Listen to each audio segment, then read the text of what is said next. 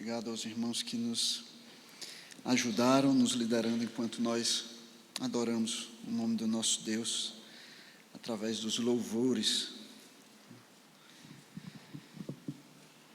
Abram, por gentileza, a Bíblia de vocês em Hebreus, capítulo 12.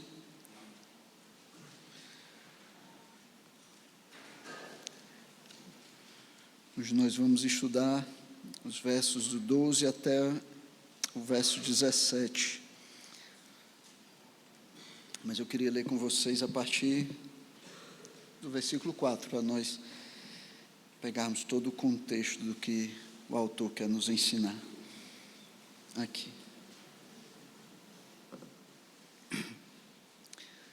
Diz assim a palavra de Deus a partir do verso 4. Na luta contra o pecado, vocês ainda não resistiram até o sangue. E vocês se esqueceram da exortação que lhes é dirigida como a filhos.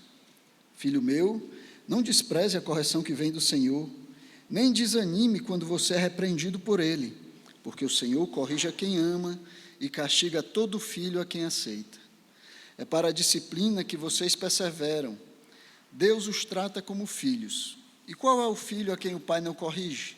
Mas se estão sem essa correção, da qual todos se tornaram participantes, então vocês são bastardos e não filhos. Além disso, tínhamos os nossos pais humanos, que nos corrigiam e nós os respeitávamos. Será que então não nos sujeitaremos muito mais ao Pai espiritual para vivermos?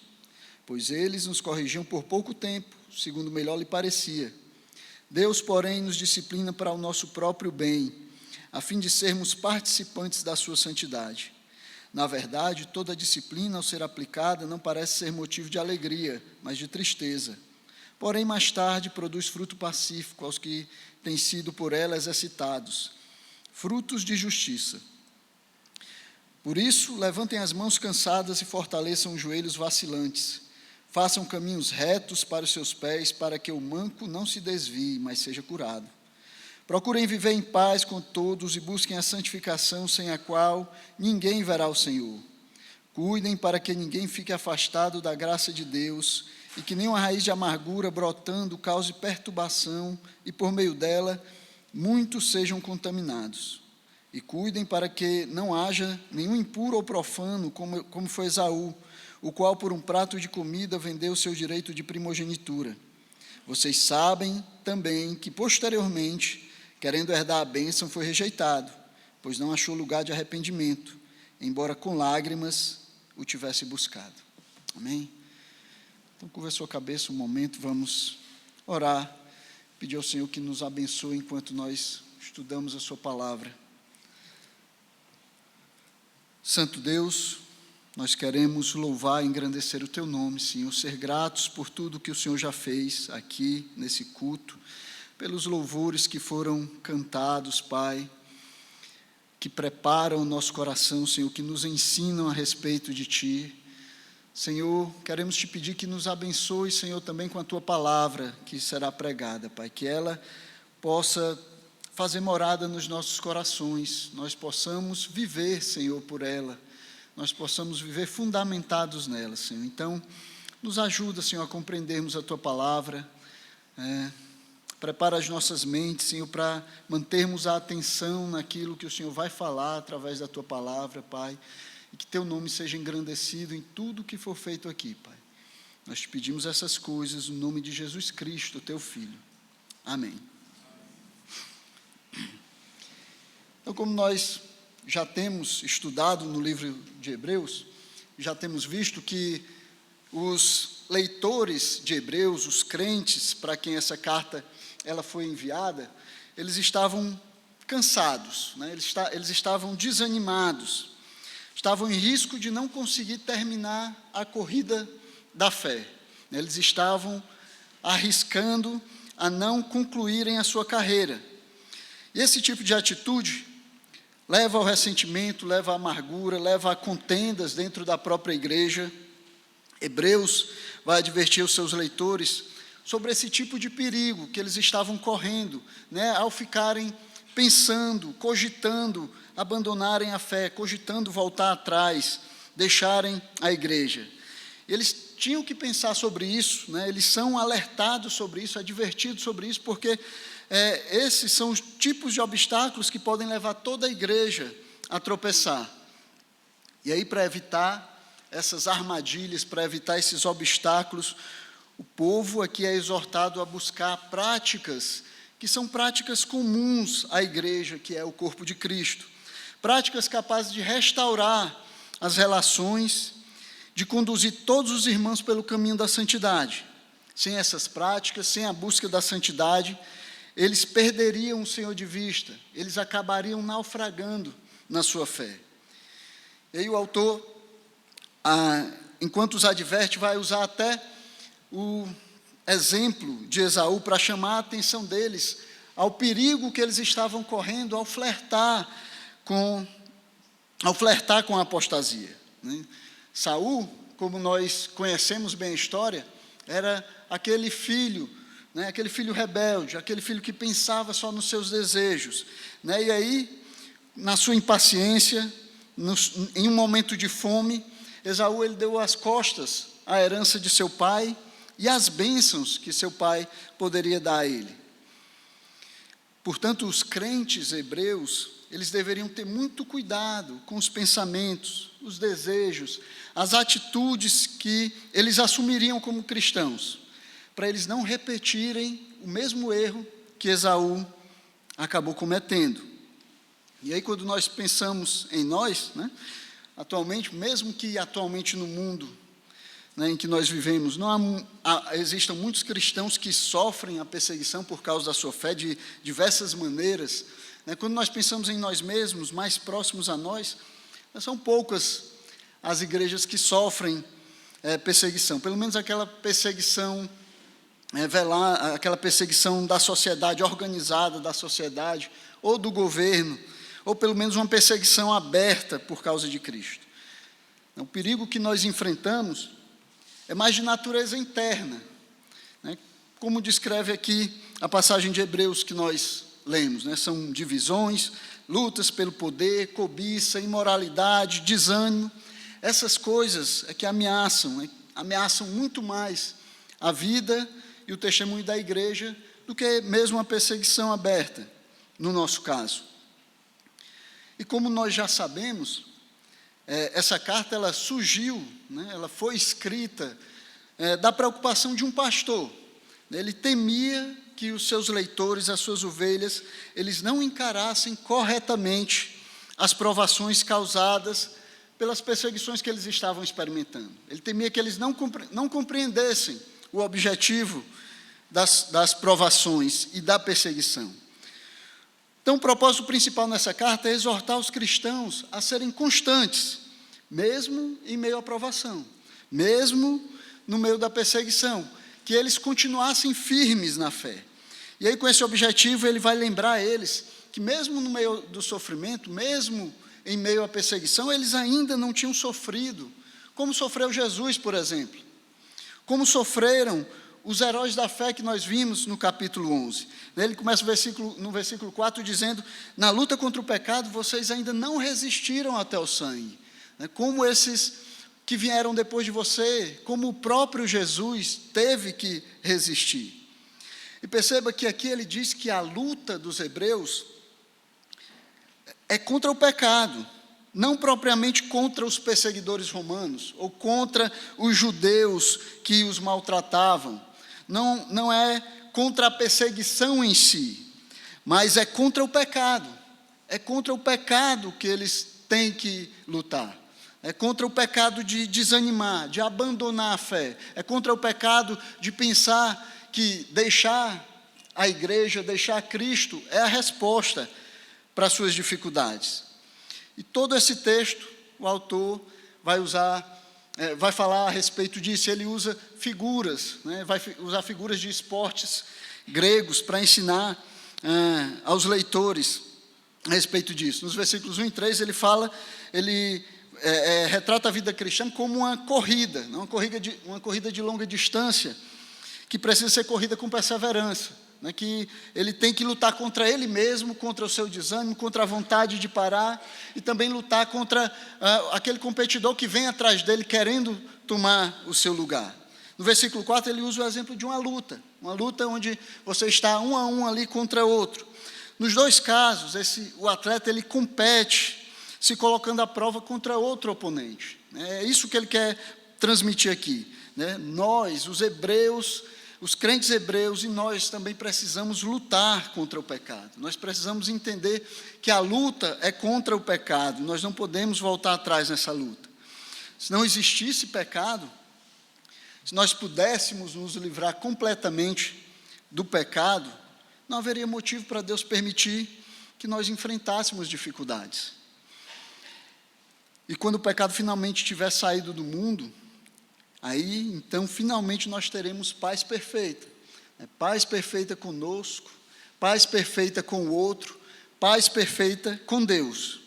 Mas até lá, o Senhor precisa nos disciplinar, nos treinar, precisa nos conformar à imagem do seu Filho, para nós sermos tudo aquilo que Ele planeja que nós devemos ser.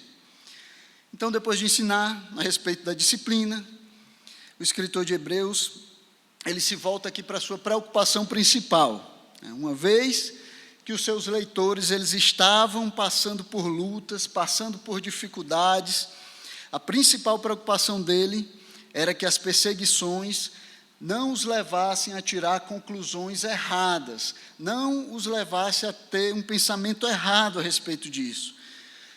Porque é muito fácil, irmãos, é muito fácil para nós que somos pecadores, no momento de luta, nós pensarmos errado a respeito de Deus, né? Nós tirarmos conclusões erradas a respeito da luta que nós estamos enfrentando, né? Nós pensarmos que nós não temos o favor de Deus por causa das circunstâncias ruins. Nós pensarmos que Deus se esqueceu da gente porque nós estamos passando por uma provação. Nós perguntarmos onde é que está Deus que não vê toda essa luta. E de fato não há nada mais perigoso no meio das provações do que nos levar à conclusão de que Deus nos esqueceu, de que Deus nos traiu, nos levar à conclusão de que Deus se afastou de nós. O que mais uma provação pode fazer? O que de mais perigoso, o que de mais ruim uma provação pode fazer com o crente? Matá-lo? Se for isso, ela só está entregando o servo de Deus nos seus braços.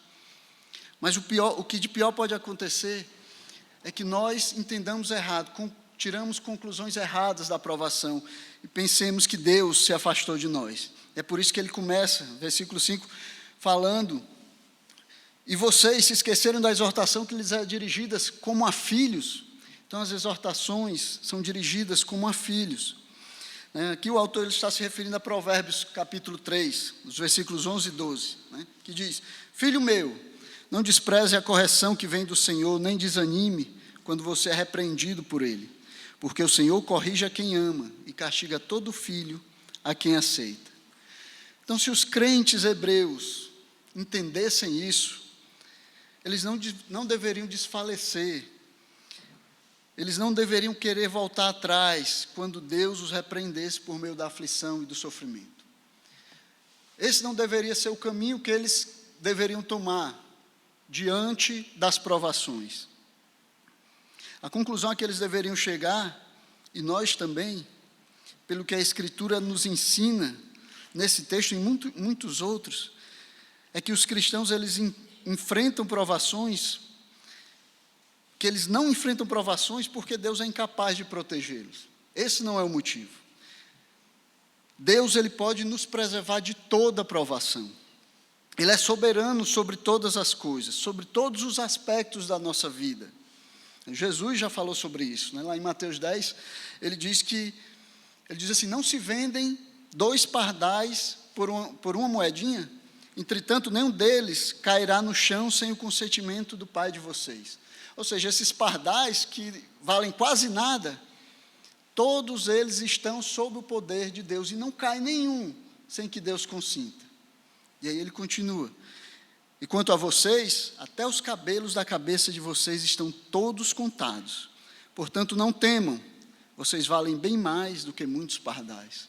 Nós valemos bem mais para Deus do que muitos pardais. E nenhum filho de Deus cai sem o consentimento do nosso Pai. Então, quando nós passamos por provações, não é porque Deus cochilou, porque Ele olhou para o outro lado, ou porque Ele não podia fazer nada a respeito das provações que vêm sobre nós. Na verdade, Ele permitiu a provação.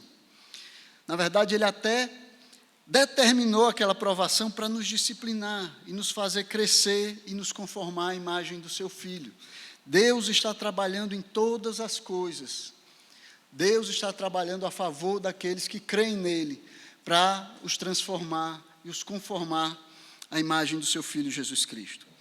E a falta de percepção, dessa percepção, que muitas vezes faz com que nós, crentes, questionemos o nosso relacionamento com Deus, quando as coisas ficam difíceis.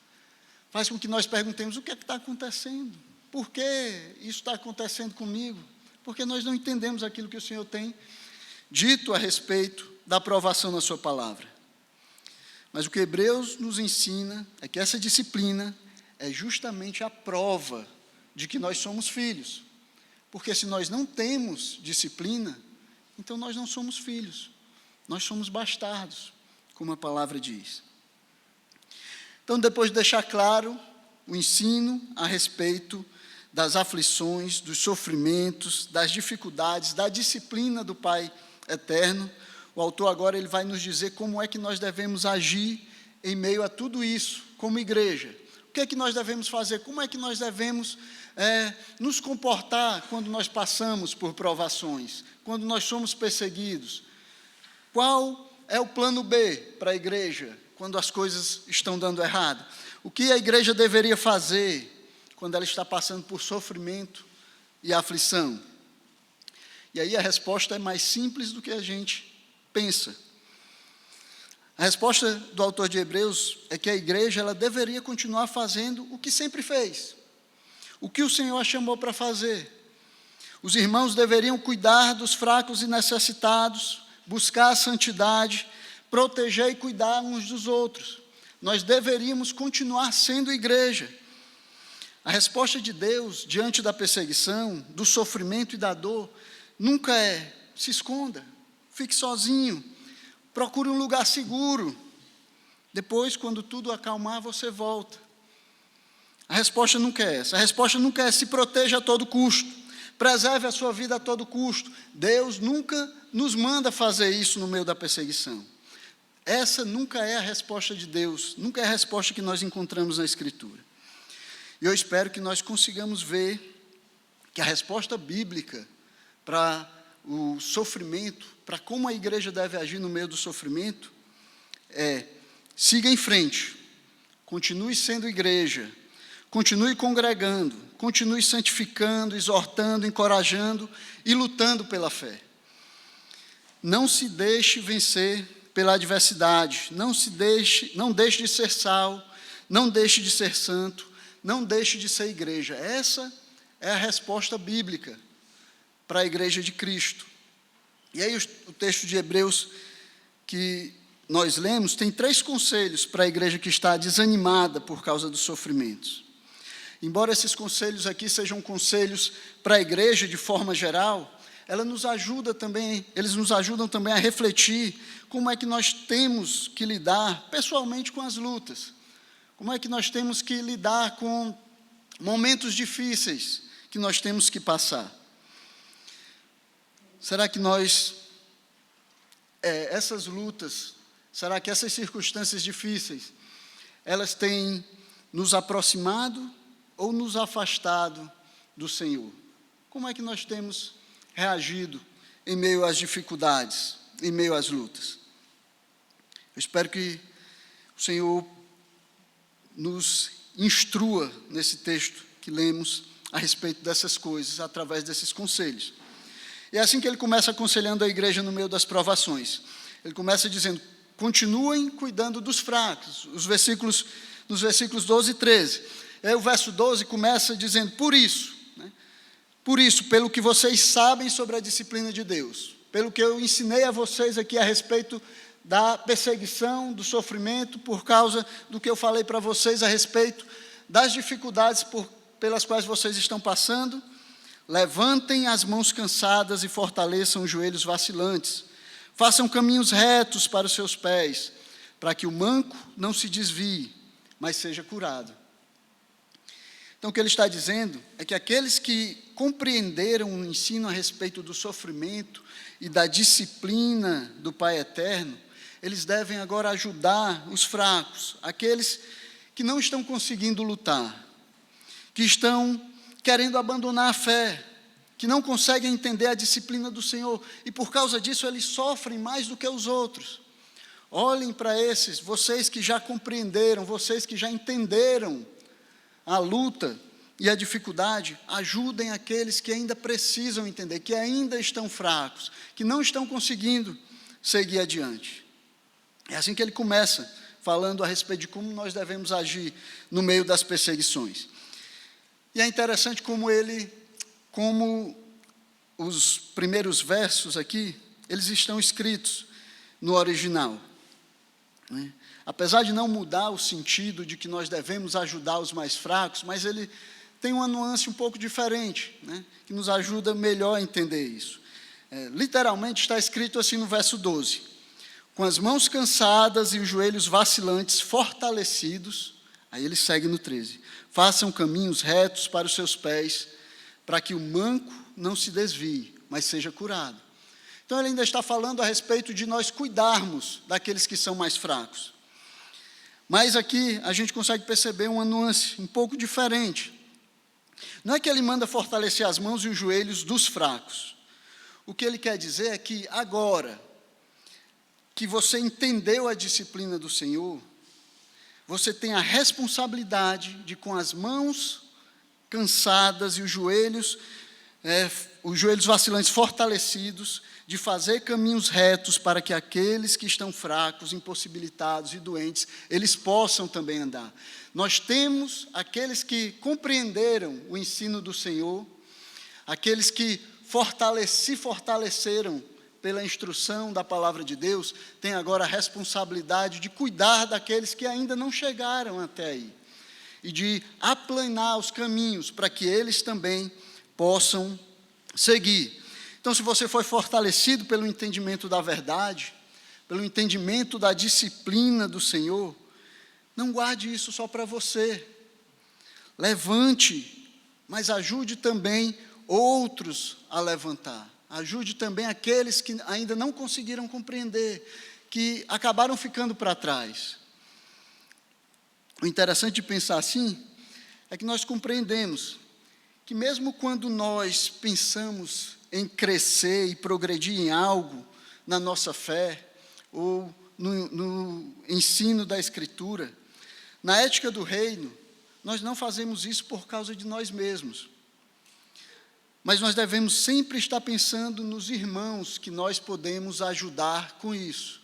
Nós devemos sempre estar pensando em como essas coisas, em como o nosso crescimento, em como a nossa edificação pode ajudar no crescimento e na edificação dos outros.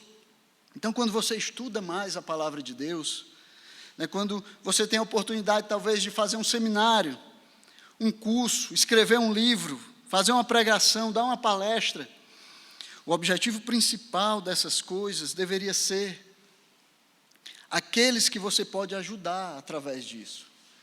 Não deveria ser você mesmo, você não deveria pensar, como é que eu posso crescer simplesmente.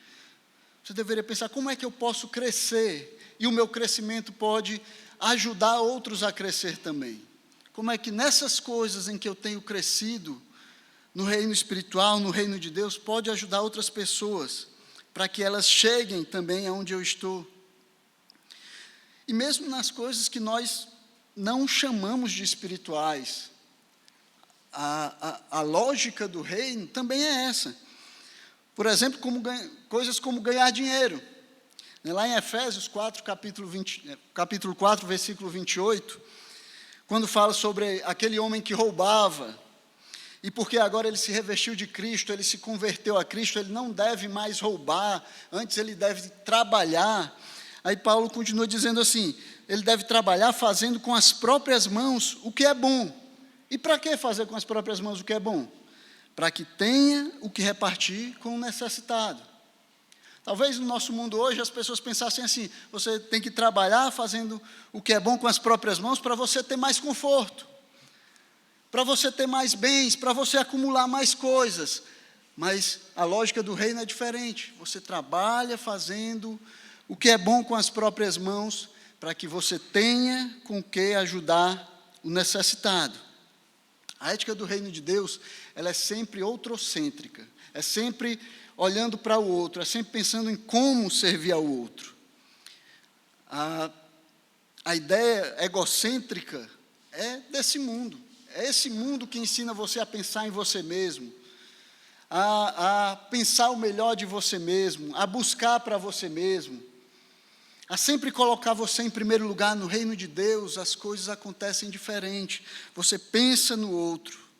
E aí, se você vem a Jesus só pensando em você, né, em como você pode ser melhor, em como resolver os seus problemas, em como conseguir paz e tranquilidade, embora essas sejam coisas que coisas boas para você chegar realmente a Cristo, quando você chegar a Cristo, você logo vai perceber que Jesus vai virar o seu mundo particular de cabeça para baixo.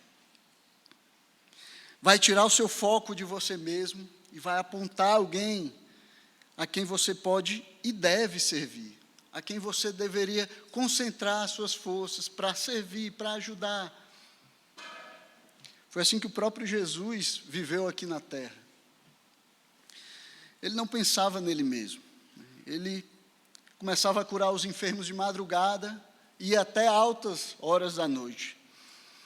Ele não tinha tempo nem para comer. Lembra? A família dele achou que ele estava louco e queria prender ele, porque ele não estava parando nem para comer. Ele via aquelas pessoas e ele tinha compaixão delas. Então, ele servia as pessoas. Ele não dormia direito. Durante toda a sua vida aqui, ele nunca construiu uma casa para ele, não teve uma carreira, não formou família. E, no fim, ele morreu por causa dos outros. Então, a vida e a morte de Cristo aqui na terra foi em função de outras pessoas. Uma vida inteira em função dos outros, em função de servir os outros, de cumprir a obra de salvar outras pessoas. Ele mesmo falou a respeito disso. Ele disse: pois o próprio Filho do Homem não veio para ser servido, mas para servir e dar a vida em resgate por muitos. Então, esses irmãos, tendo sido fortalecidos pela verdade da palavra de Deus, deveriam se empenhar em ajudar aqueles que ainda estavam desanimados e prestes a abandonar a fé, que ainda estavam fracos, que não conseguiam compreender todas as coisas e precisavam de alguém que os ajudasse. Então, se você acha que você recebe o que você recebe de Deus só para você mesmo, você está enganado. Não é por isso. Não é por sua causa exclusivamente que Deus dá aquilo que Ele dá a você. Deus nos conforta, Deus nos consola, nos ensina, nos encoraja, para que nós possamos fazer a mesma coisa com outros também, para que nós possamos servir da mesma forma aqueles que estão próximos a nós. É isso que é dito lá em 2 Coríntios, capítulo 1, os versículos 3 e 4. Ele diz assim: bendito seja o Deus e Pai de nosso Senhor Jesus Cristo, o Pai de misericórdias e Deus de toda consolação. É Ele que nos consola em toda a nossa tribulação, para que pela consolação que nós mesmos recebemos de Deus, possamos consolar os que estiverem em qualquer espécie de tribulação. Então, até quando somos consolados, encorajados, até quando nós somos edificados pelo Senhor, tudo isso Deus está fazendo para que você possa fazer também a outros. Então, você é consolado, fortalecido, edificado por Deus, para que você possa fazer o mesmo com os outros. Deus dá para aqueles que distribuem a sua bênção, que fazem a sua bênção chegar para muitos outros, não para aqueles que egoisticamente guardam a bênção de Deus para si mesmo, que tem medo de perder, como aquele servo que recebeu o talento e escondeu na terra porque ele tinha medo de perder. Deus não dá para aqueles que têm medo de perder e guardam para eles mesmos. Ele dá para aquele que pode fazer a bênção crescer e servir aos outros. E aí, como é que eles deveriam fazer isso, né? entendendo tudo isso, entendendo que eles deveriam servir aos irmãos, entendendo que agora que eles estão fortalecidos, eles deveriam ajudar aqueles que ainda não chegaram a esse ponto, para que eles seguissem em frente. Ele também vai dizer como eles deveriam ajudar os outros, né? Ele diz, fazendo caminhos retos para os seus pés. E aqui o autor provavelmente está pensando no texto de Provérbios, capítulo 4, versículo 26, que diz assim, faça plana a vereda de seus pés, para que todos os seus caminhos sejam retos. E lá em Provérbios, fazer caminhos retos é uma metáfora para andar em um caminho moralmente correto, um caminho justo, um caminho de justiça. É sobre isso que fala todo o livro de Provérbios, né? Como viver bem essa vida. Mas aqui em Hebreus, o autor ele está lutando para que o seu povo ele não abandone a fé, que eles não desfaleçam por causa das lutas e da perseguição. Então, aqui fazer caminhos retos é uma metáfora para não voltar atrás, para não abandonar a fé, não deixar a igreja, para continuar seguindo em frente, perseverando, né, seguir em frente para o alvo.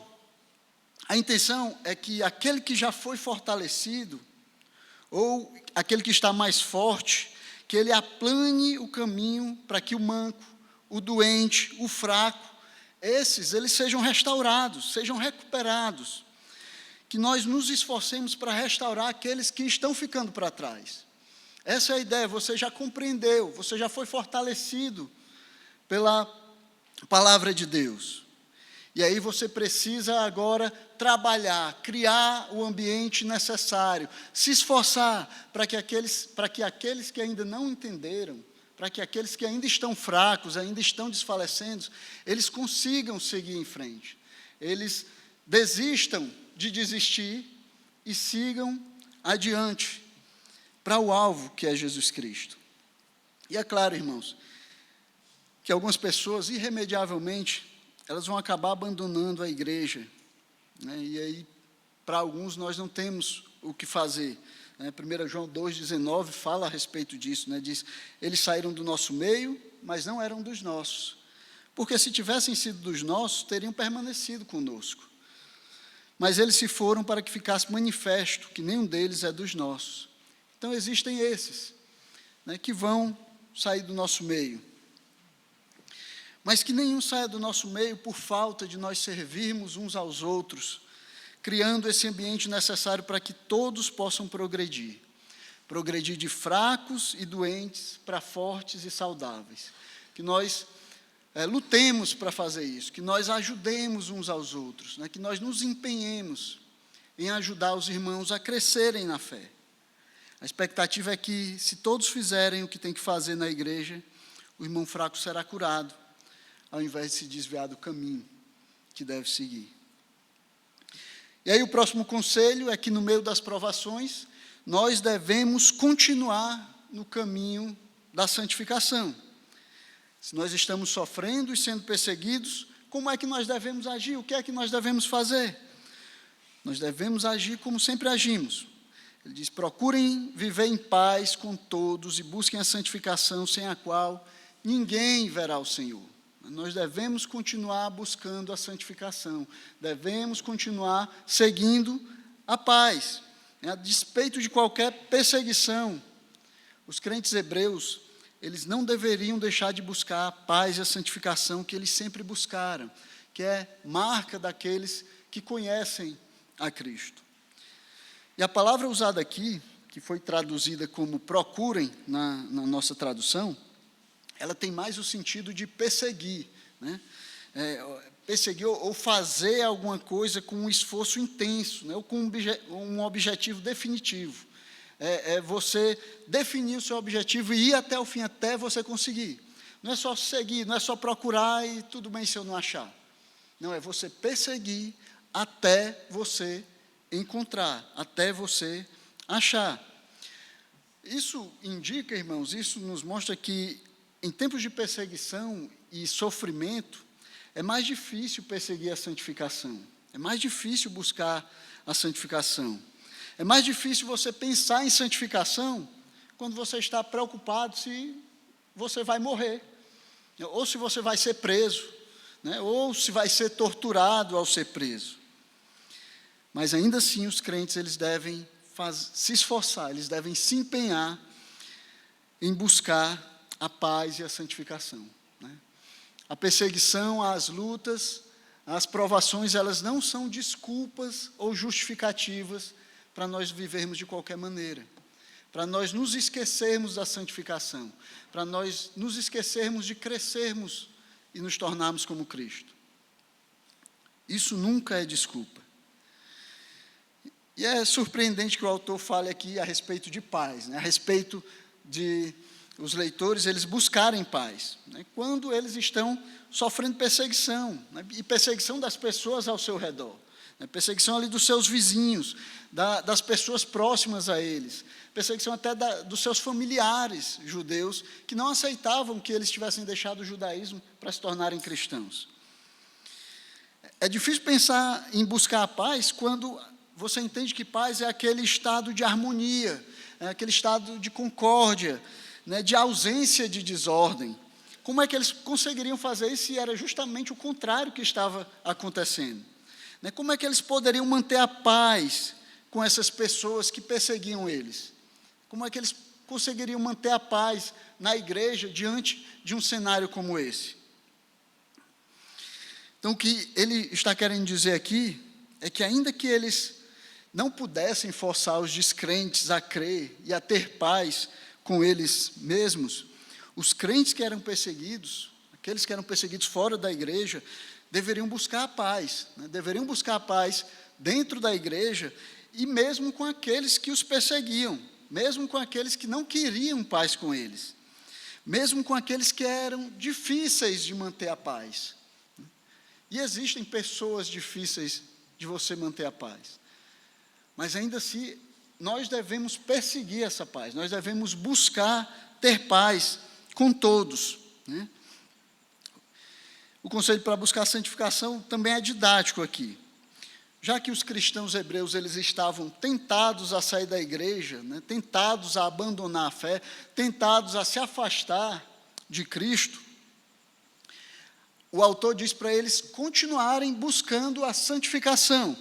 E santificação aqui naquele sentido em que a santificação tem aquele significado de ser separado para Deus, ou de ser consagrado somente a Ele, ou de ser dedicado somente a Deus. Então eles estavam pensando em se afastar, né? Em abandonar a fé. O autor diz para eles buscarem, perseguirem com intensidade a santificação, eles buscarem cada vez mais se dedicar somente a Deus, se consagrar somente a Deus. Ao invés de se separarem do Senhor, eles deviam se consagrar cada vez mais a Ele. É o contrário do que eles estavam querendo fazer. Ele exorta para que eles façam exatamente o contrário. Mesmo em meio à perseguição, eles deveriam continuar sustentando firmemente a sua fé e a separação do mundo para a dedicação exclusiva a Deus. Eles deveriam continuar no caminho da santificação. Isso, irmãos, nos ajuda a entender que não existe justificativa para nós abandonarmos o Senhor e os princípios do seu reino e a nossa caminhada na santificação, por qualquer motivo que seja. Não existe justificativa para nós dizermos, mas é porque a vida está muito difícil, eu não consigo continuar, eu não consigo viver assim, eu não consigo viver no padrão que a Bíblia quer porque as coisas estão difíceis. Afinal, por que é que você deveria deixar de agir como um crente santo? Qual o motivo é justificativa para você deixar de agir como santo? Em que circunstância você deveria deixar de agir como santo? Para não perder seu emprego? Para que seus colegas não zombem de você? Porque se você deixar a santificação de lado só uma vezinha, talvez conta uma mentirinha ali, aí você vai ganhar muito dinheiro, talvez isso seja justificativa para você não continuar no caminho da santificação. Ou porque o governo é justo, porque o seu professor lhe persegue, porque você é cristão, porque os seus pais não lhe entendem. Qual a justificativa, que justificativa nós temos para não continuarmos seguindo a santificação? Que motivo dá a você a permissão para não ser santo, separado para Deus, dedicado somente a Ele? Segundo Hebreus, não existe motivo nenhum para você fazer isso, a não ser que você não seja crente. Mas nem a perseguição, nem momentos difíceis, nem momentos em que os crentes foram presos, é justificativa para que eles deixem de buscar a santificação. Nós nunca temos autorização de Deus para pecar, para ir contra a sua vontade. Não importa que pecados, injustiças foram feitas contra nós.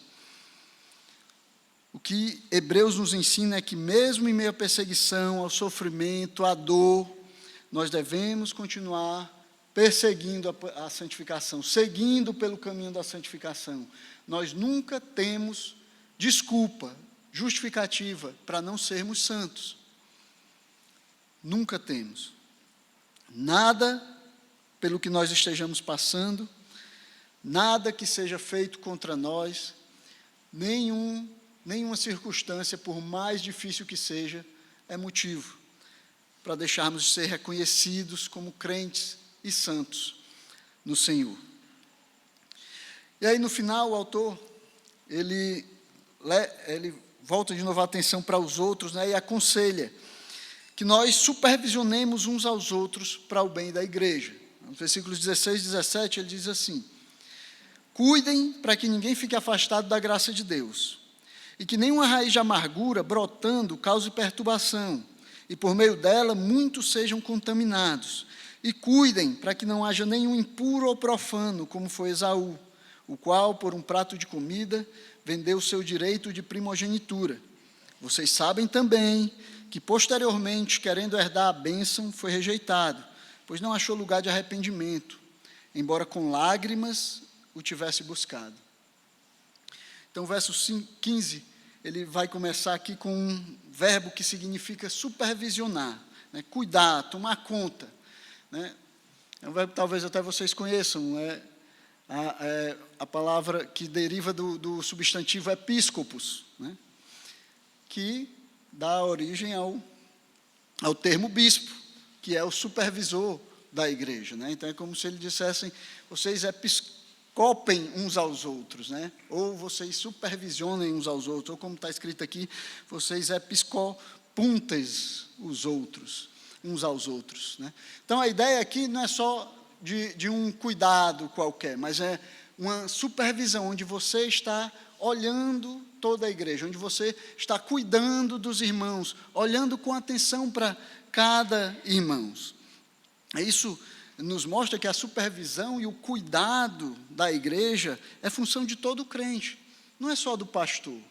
Não é só o pastor que tem essa função, embora ele tenha uma função específica para isso, toda a igreja tem responsabilidade uns com os outros.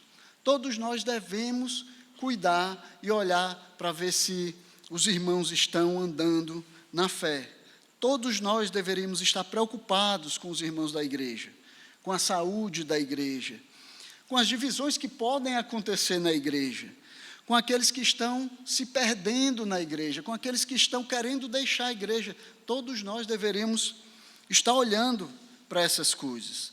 Todos nós deveríamos ser supervisores do bom andamento da nossa igreja local. É assim que Hebreus nos ensina. Mas o que é que nós deveríamos olhar? Para onde é que nós deveríamos direcionar as nossas visões? Ele vai nos dizer também, né? Nós devemos cuidar, primeiro, para que ninguém fique afastado da graça de Deus. Né? Ele diz no verso 15. Então, nós deveríamos estar atentos para que nenhum irmão esteja se afastando de Cristo e da sua graça, que era o que estava acontecendo lá na igreja dos Hebreus. Né? Alguns estavam querendo deixar a fé, eles estavam querendo se afastar da igreja, eles estavam querendo voltar para o judaísmo. Então, o autor de Hebreus, ele vai exortar aos irmãos a que eles olhem na igreja, que eles supervisionem, que eles fiquem atentos, para que nenhum irmão se afaste da graça de Deus. Então, nós deveríamos estar atentos para que nenhum irmão esteja se afastando de Cristo, né? Esteja querendo deixar a graça de Deus. Nós precisamos mostrar que mesmo em meio às lutas, que mesmo em meio às provações que podem ser difíceis, elas podem ser desanimadoras, mesmo assim nós temos a graça de Deus para nos sustentar e para nos levar adiante. Mesmo em meio às aflições, mesmo em meio às doenças, os problemas, as dificuldades que nós enfrentamos na vida, mesmo assim nós temos a graça de Deus que nos ajuda a seguir adiante. Nós não recebemos graça apenas para ser salvos, como muitas vezes nós costumamos pensar. Nós pensamos que a graça foi algo que aconteceu no passado, né? Recebemos a graça para ser salvos e aí ficou lá, né? E não se pensa mais sobre isso. Mas além da salvação, nós precisamos da graça de Deus para vivermos de forma agradável a Ele nesse mundo. Não tem outro jeito de nós vivermos nesse mundo de maneira que agrademos a Deus, senão pela graça de Deus. É o que é ensinado em Tito, capítulo 2, versículo 12. Ele diz assim: porque a graça de Deus se manifestou trazendo salvação a todos. A graça de Deus se manifestou salvadora. Isso foi o que aconteceu quando nós cremos. Pela graça de Deus, nós fomos salvos. Mas ele continua e diz: ela nos educa para que, renegadas a impiedade e as paixões mundanas, vivamos nesse mundo de forma sensata, justa e piedosa. Só tem uma maneira de viver nesse mundo de forma justa, sensata e piedosa. É pela graça de Deus, irmãos. Nós precisamos lembrar uns aos outros que, embora as coisas possam estar difíceis, embora nós estejamos desanimados, embora não encontremos forças em nós mesmos para seguir em frente, existe graça para nos sustentar na batalha. Existe a graça de Deus para nos levantar e para nos empurrar para nós seguirmos adiante. É pela graça de Deus que nós seguimos na luta desse mundo. Mas nós só conseguiremos fazer isso se nós estivermos atentos.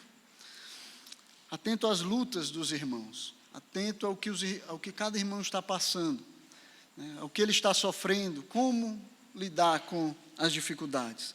Nós precisamos estar olhando por cima, né, olhando o que está acontecendo na igreja.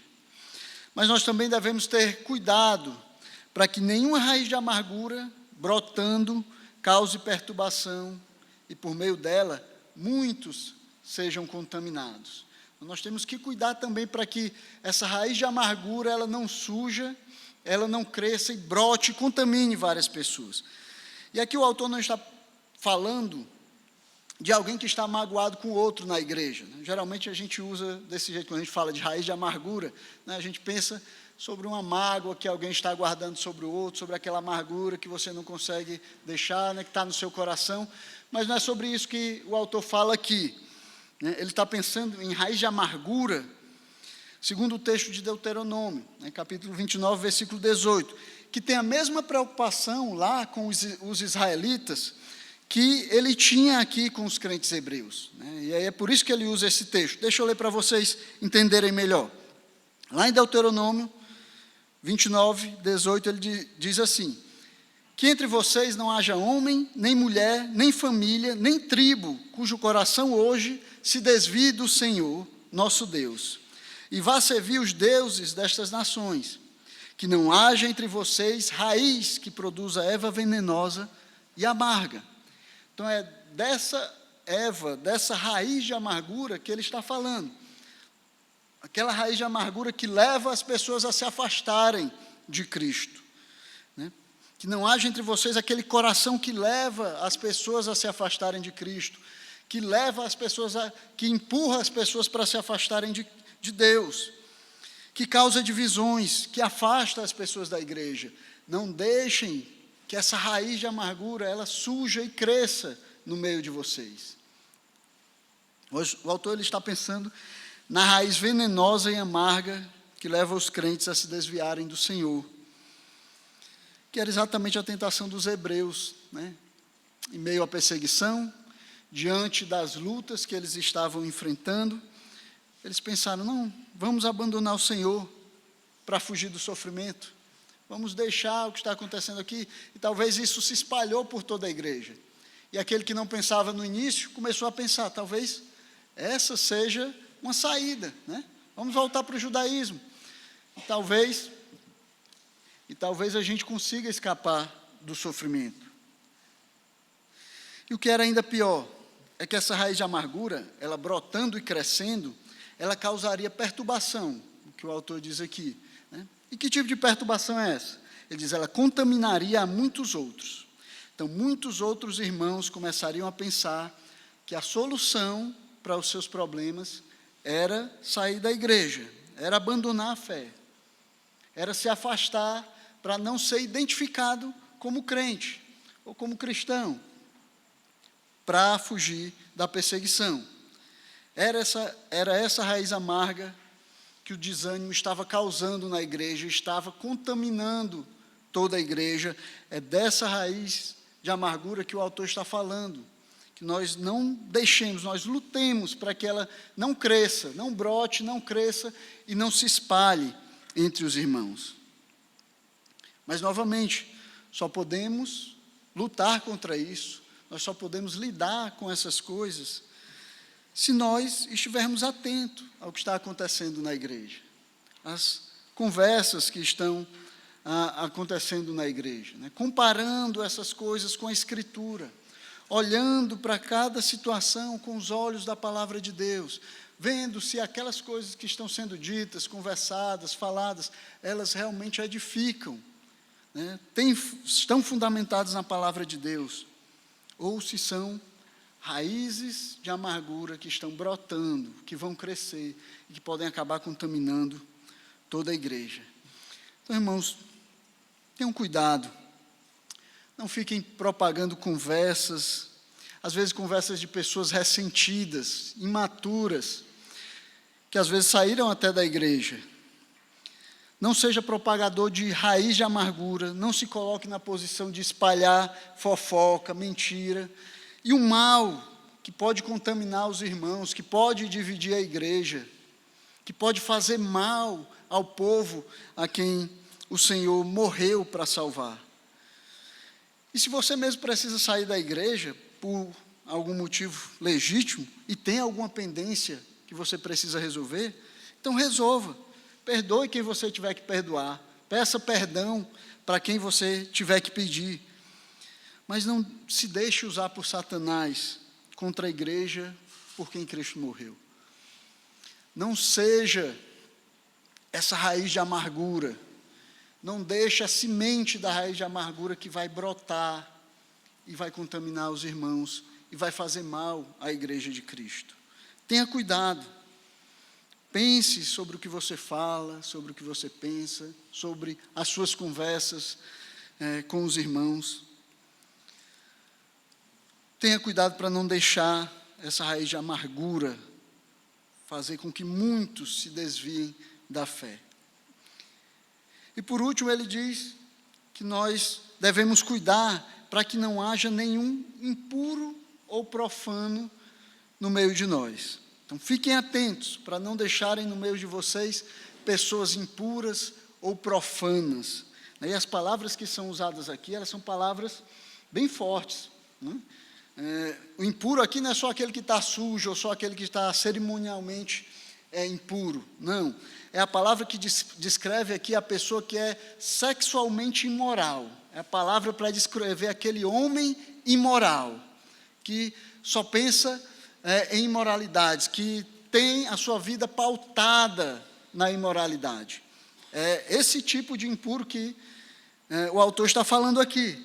A palavra profano fala daquele que é completamente mundano, aquele que só pensa nas coisas do mundo, que só fala a respeito das coisas do mundo, que só se importa com as coisas do mundo. É esse homem mundano que é colocado aqui como profano.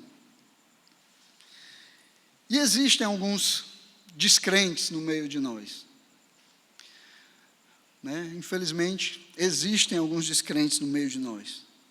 Mas existem aqueles que nós não conseguimos perceber, né? Porque pelo comportamento, a maneira de falar, a maneira de se vestir, porque sempre estiveram no meio de nós e aprenderam como ter um comportamento similar ao comportamento dos crentes. Então, isso nós não conseguimos ver nele a incredulidade.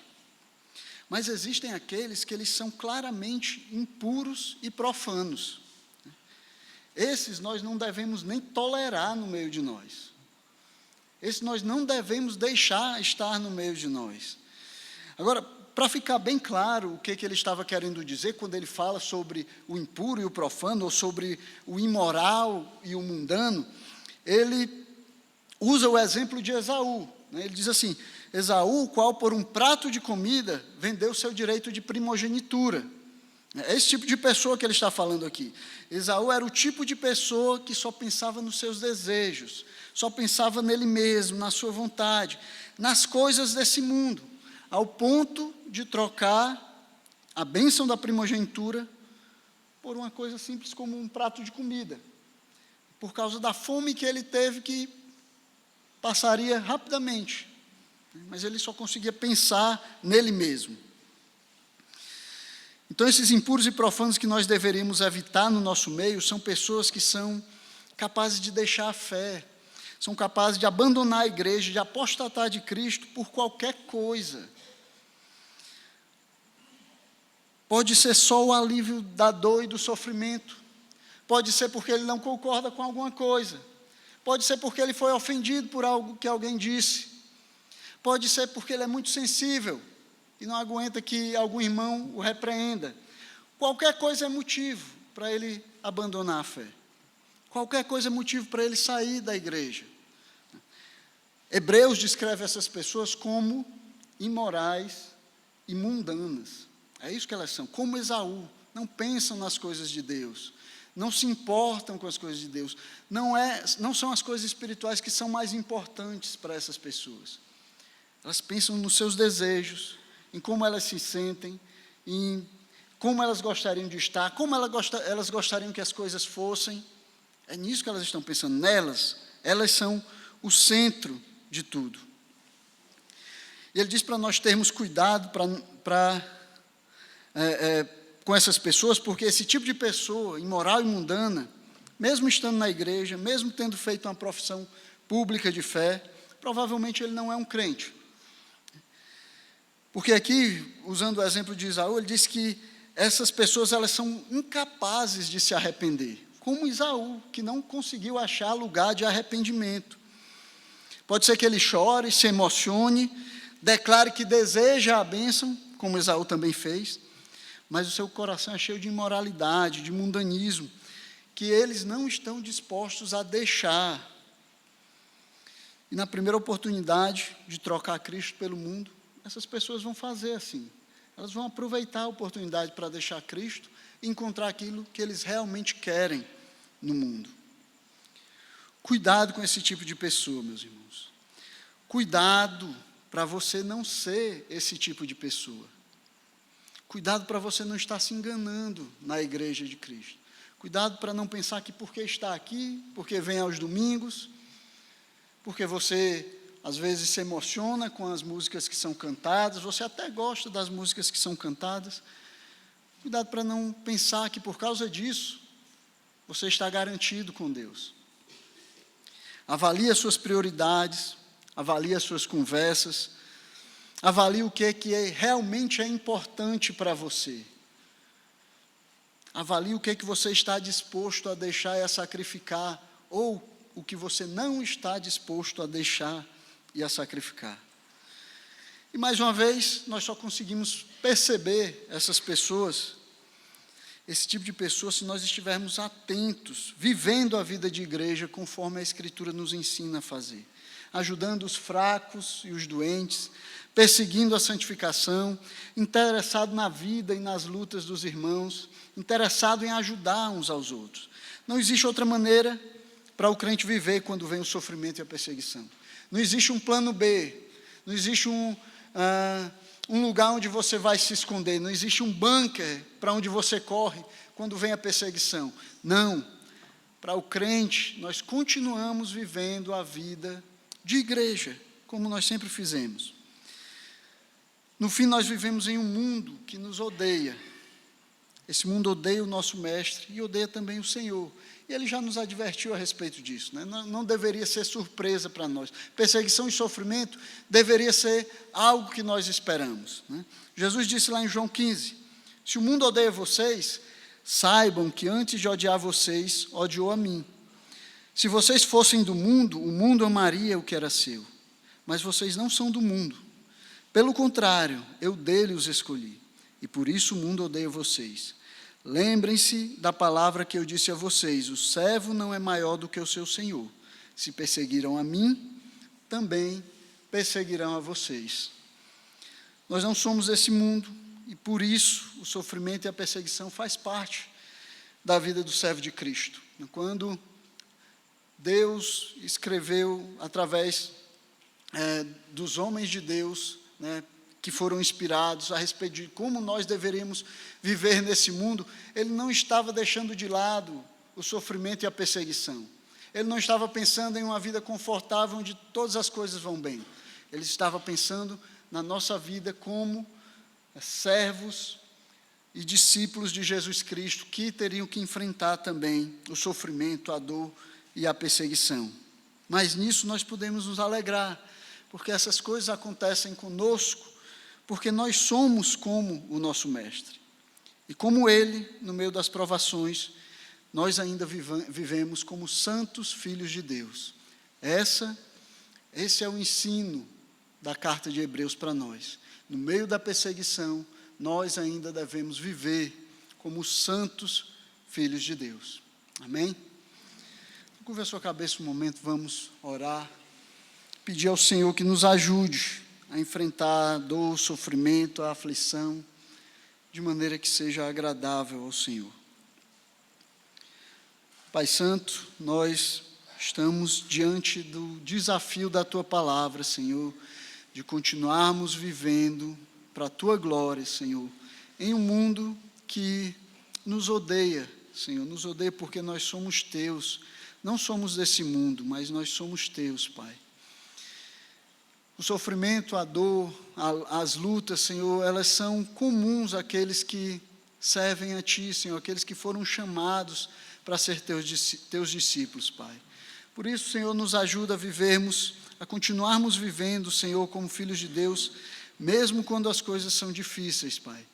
Nos ajuda, Senhor, porque não é fácil continuarmos assim, o nosso coração pecaminoso, Pai, o nosso desejo, Senhor, de pecadores é fugirmos da aflição, fugirmos dos problemas, fugirmos das lutas, Pai.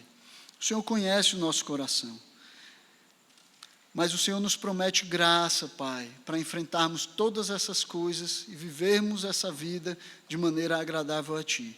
É por isso que nós clamamos ao Senhor, por isso que nós colocamos, Senhor, as nossas vidas e o nosso coração diante de Ti, para que o Senhor nos ajude, Senhor, nos fortaleça, para vivermos a vida de igreja, para a glória do Teu nome, Senhor, em qualquer que seja a situação. Te pedimos essas coisas no nome do Teu Santo Filho Jesus Cristo. Amém.